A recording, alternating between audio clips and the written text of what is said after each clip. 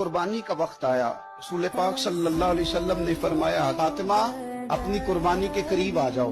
फरमाया इसके खून का कतरा जमीन पे बाद में गिरता है, अल्लाह कुर्बानी करने वाले के सारे गुनाह पहले माफ फरमा देता है।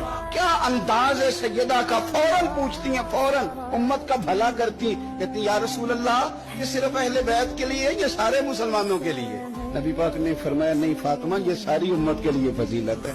खून का कतरा गिरते ही अल्लाह तबारक व तआला उस बंदे के गुनाह माफ कर देता है जो बंदा कुर्बानी का जानवर ज़िबा करता है। ख्वाब था जो आया रब के खलील को, कुर्बान कर रहे हैं वो इस्माइल को। ख्वाब था जो आया रब के खलील को, कुर्बान कर रहे हैं वो इस्माइल को। सुन्नत है इब्राहिमी है शेवा ईमानी,